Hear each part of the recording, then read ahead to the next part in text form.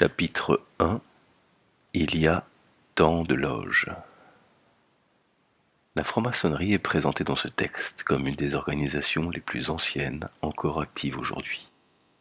Des éléments remontant à 2000 avant Jésus-Christ, notamment des rouleaux de papyrus découverts en Libye en 1888, évoqueraient l'existence de corporations similaires. Ces groupes, en plus de leur rôle dans la construction du temple de Salomon, assuraient déjà une transmission de traditions mystiques. Le but de la franc-maçonnerie est défini comme un processus de transformation intérieure, basé sur un travail spirituel visant à la perfection dans le respect de Dieu, appelé le grand architecte de l'univers. Des références à l'Égypte ancienne et au dieu Thoth soulignent la profondeur historique de ces traditions. La franc-maçonnerie se transmettrait par des symboles, des allégories, des rituels, comme la fameuse poignée de main, les nombres symboliques comme 3, 7, 13, 33, ou le tablier, utilisé depuis l'époque égyptienne comme symbole de dévouement et d'autorité religieuse. Ce tablier, d'abord simple, fut remplacé par une peau d'agneau blanche dès 2200 avant Jésus-Christ, notamment par le clergé de Melchizedek. Les Templiers, les Chevaliers de Saint-Jean et l'ordre teutonique jouèrent un rôle majeur avant 1307. Ces ordres, bien qu'en conflit, étaient unis dans les croisades pour défendre la chrétienté.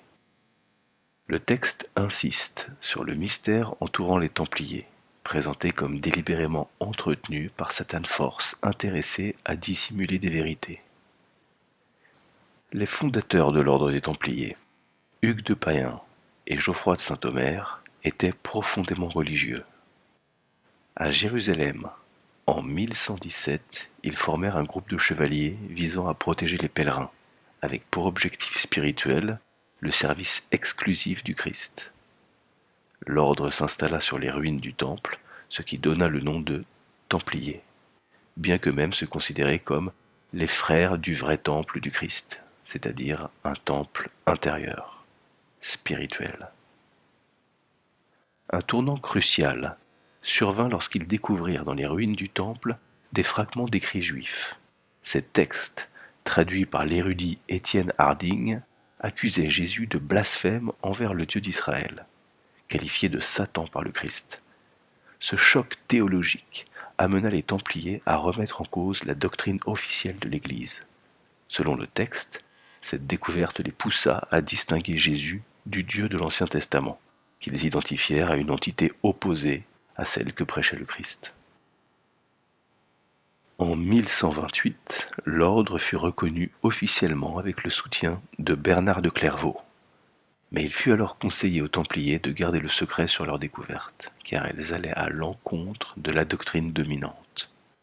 Au fil du temps, les préoccupations spirituelles passèrent au second plan, supplantées par des missions militaires. Toutefois, une minorité de membres, notamment en Provence et en Allemagne, forma un ordre dans l'ordre, influencé par l'hérétique Marcion. Marcion, actif entre 90 et 130 après Jésus-Christ, affirmait que le Dieu hébraïque n'était autre que Satan et que Jésus était venu pour annoncer aux hommes qu'ils étaient eux-mêmes des dieux.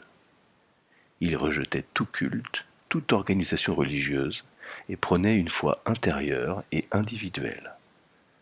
Cette pensée influença certains Templiers, notamment par la découverte d'un fragment de l'évangile originel de Jean et d'un texte carthaginois ancien, le Ilou Hachera, retrouvé à Carthage, que Marcion aurait lui-même traduit.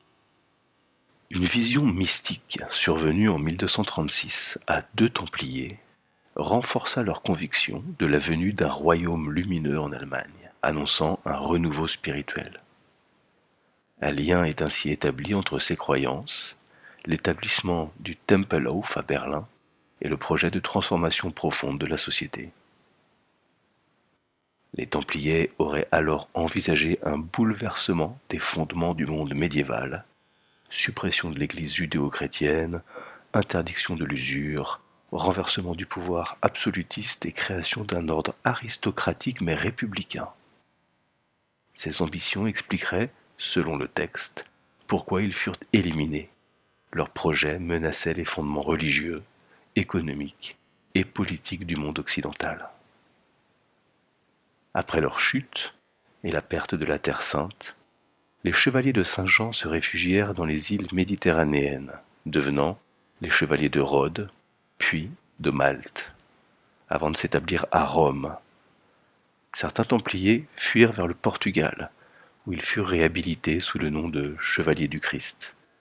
D'autres se réfugièrent en Écosse ou en Angleterre, où ils auraient rejoint les loges maçonniques existantes, participant à la réforme protestante par vengeance envers l'Église catholique.